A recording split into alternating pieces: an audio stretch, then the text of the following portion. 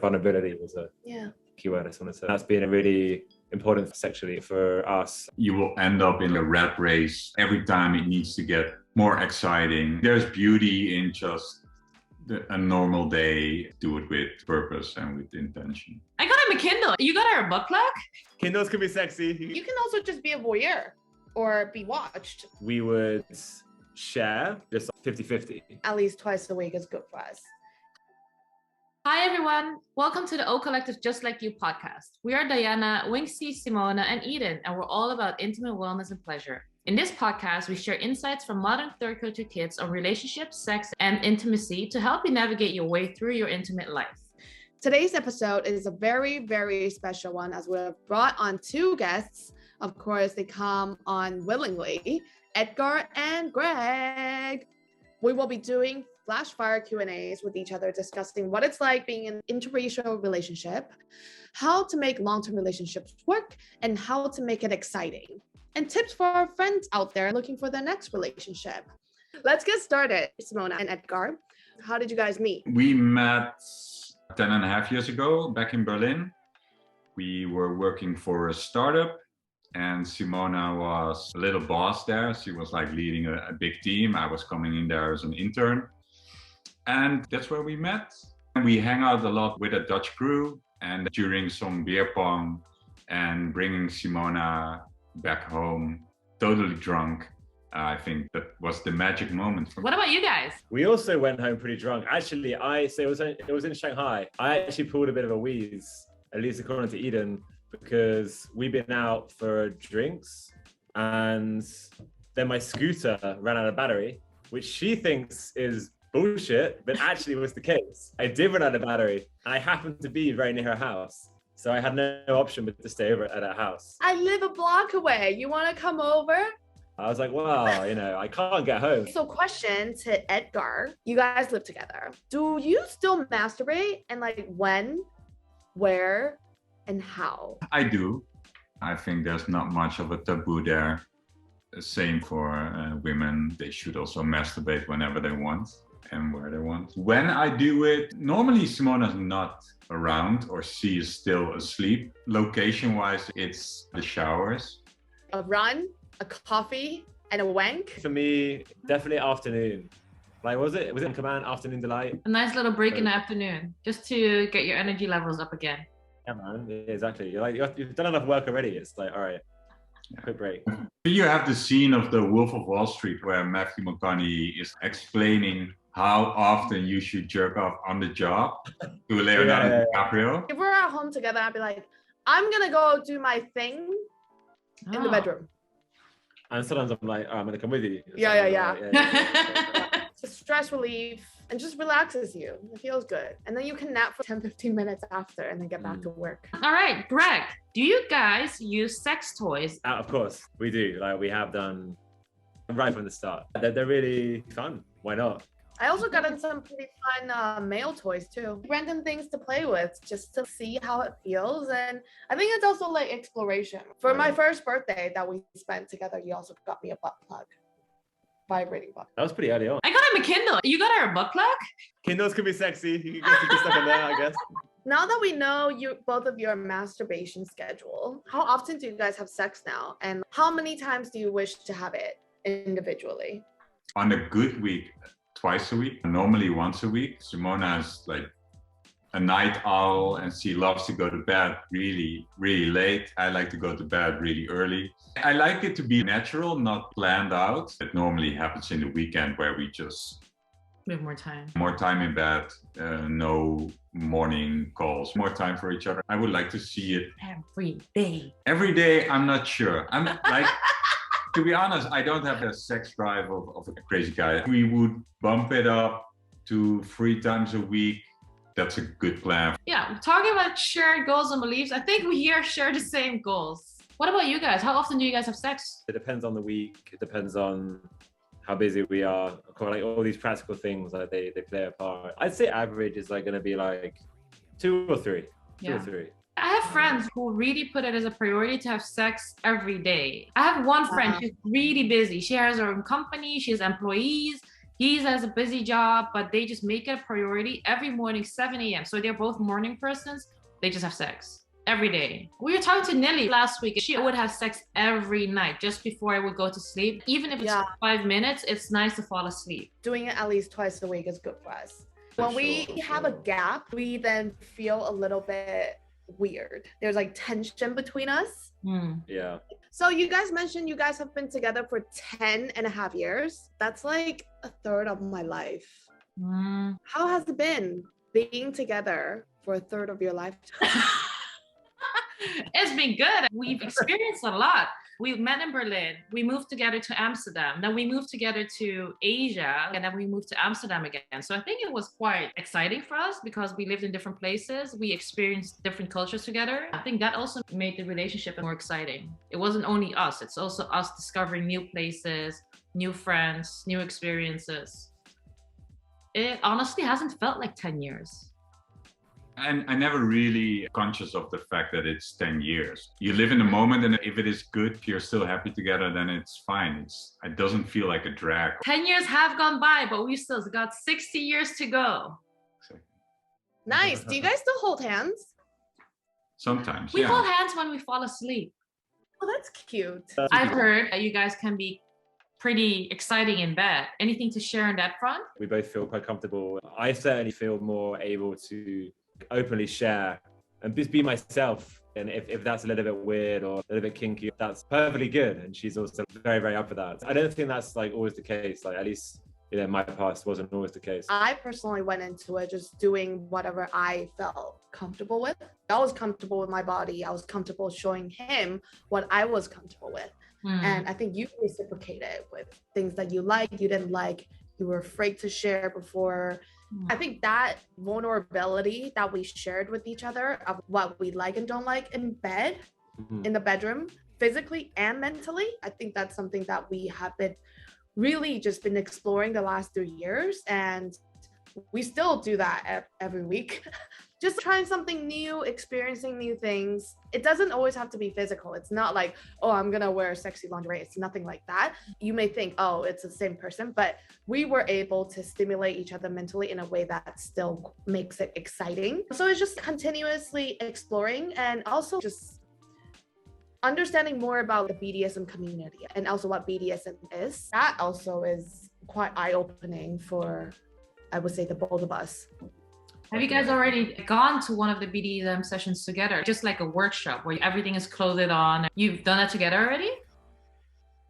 Yeah. We did an entire podcast about it. It's so interesting. And the conclusion in that podcast, BDSM or Shimbaku, it might just be more effective than relationship therapy. There's much more communication. There's much more indicating what you like or don't like. Whereas in therapy, you just sit there on a couch and you just talk. But what you talk can be different than what you actually really feel or what you do. I think there's much more than only the eroticism behind BDSM. There's a lot of communication behind it. In relation to therapy, where you're being vulnerable, but you're being vulnerable with a professional. That's why I think so many people find it easy to share their mind and share what they're feeling, because it is with that professional person. But I do think that being vulnerable with your partner is harder because there's more at stake. They're not being paid to listen to what you say. Just to put it bluntly. But I think if you get to that stage, that's so great. And that's been a really important thing for us and sexually also. I think vulnerability was a key word I just want to say. Isn't that hard for Asians though, Eden? Maybe I feel growing up Asian, you don't show any vulnerability. You always have to put up a strong face. I used to have to do that, but after being with Greg, I definitely feel I can be more vulnerable. I just want to. I don't always want to try to pretend to be tough when I'm not tough. Do you guys have any kinky stories? You know that I always thought it was kinky to go to one of those sex farms or swingers clubs, but apparently it's not a kinky thing at all. I talk about it now regularly with friends, and I also hear it on podcasts. Apparently it's just a normal thing where people just go out and have sex with other people or just watch other people to have sex. You guys can go do it. Yeah. Yeah, in Netherlands, it must be also. It's actually nice to go as a couple as well. But we would probably have an agreement on what is okay, what is not okay. And then we can go and experience. You can also just be a voyeur or be watched or If you guys are okay experiencing with others, then that's up to two of you to agree on something you are okay to do. But I do think it's a good experience. Edgar, is Simona the first Asian girl you've dated? What attracted you to her? Was it her Asianness? Yes, she was the first Asian that I had a relationship with. It doesn't make sense for me to make it rational.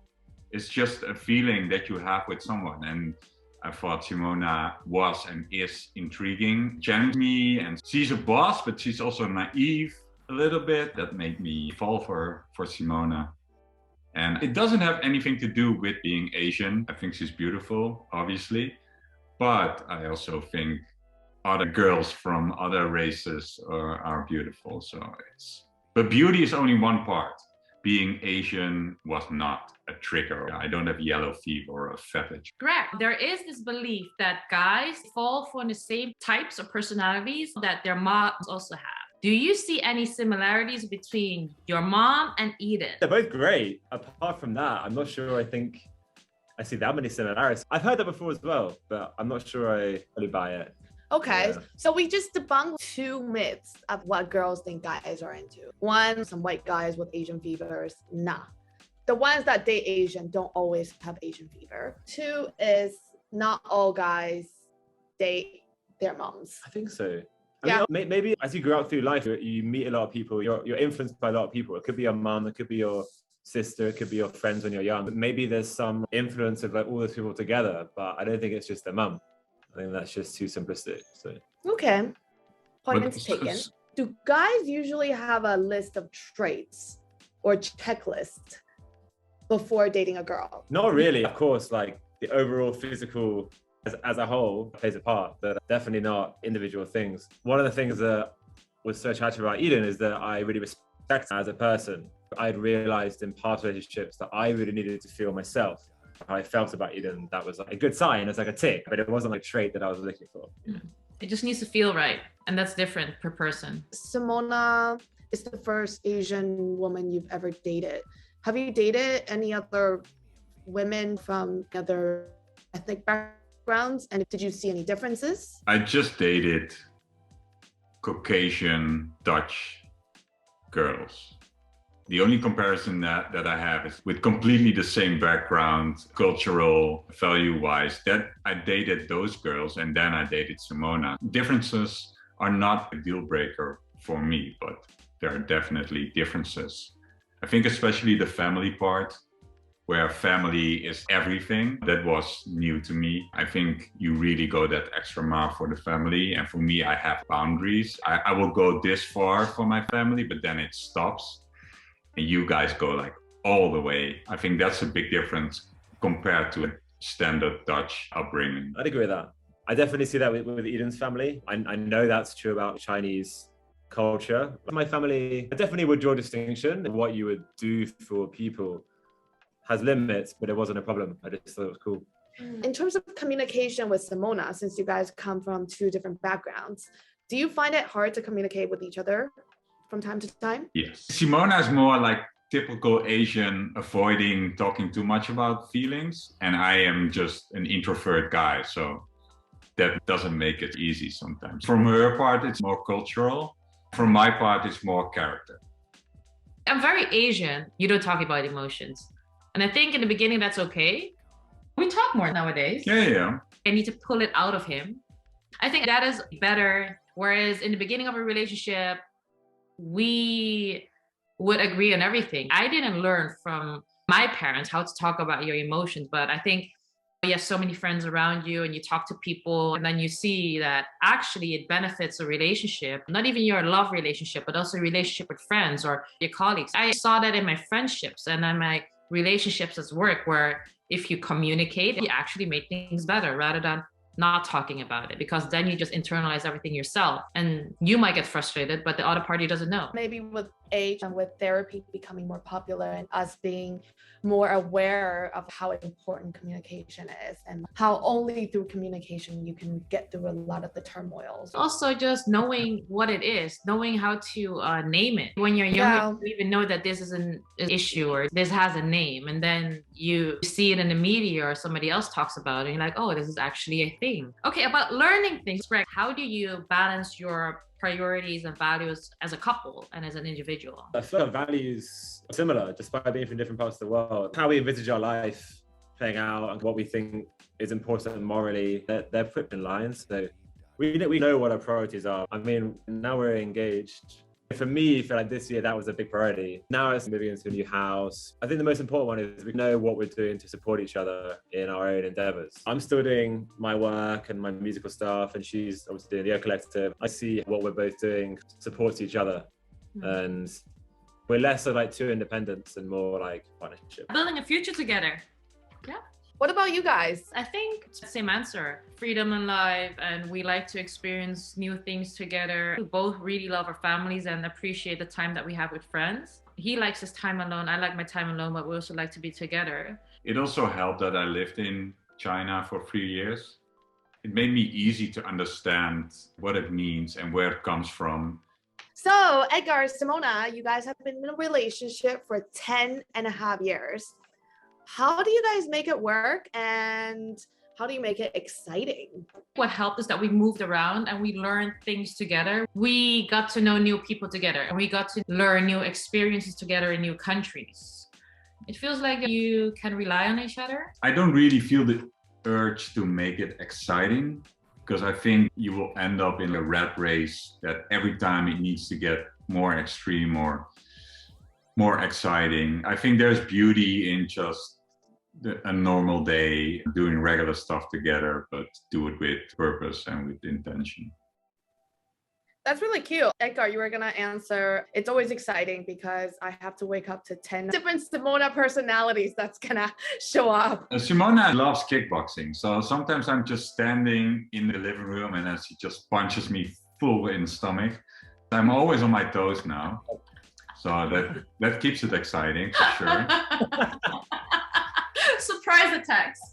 Correct. Hey, Greg, how do you guys keep your relationship more exciting 3.5 years in? Funnily enough, I got talking about kickboxing. Maybe think of this thing Eden does, which is pretty exciting, where she like comes up behind me with her finger and shoves it, you know where? Yeah. When I'm just making tea. That's definitely exciting. I think we both like to try and keep life not too serious, be playful when we can. Of course, work has to get done. Like, I like keeping life fun, keeping it a bit light, a bit playful. Now, coming to the last part, what is the one thing you tell your younger self before dating? Date a lot of girls and keep it light. Also be honest, of course. At a certain moment, you are ready to get real serious into a relationship. Just make sure that the other person is aware of your intentions. Being honest and being ready, and don't be an asshole and don't cheat on her. Greg, what is your piece of advice for people looking for their life partner? Everything Edgar just said applies. They work both ways. You have to also just put yourself out there, like places where you're going to meet interesting, nice people, and then just what Edgar was saying about being honest with them, but also with yourself is really important. So it's such cliche advice, but I think that's just the way it is. If you like this episode, please give us a review on the platform that you're listening on. We would love to hear from you. And also, if you have any suggestions about what we should talk about or who we should interview, please let us know. Thank you so much.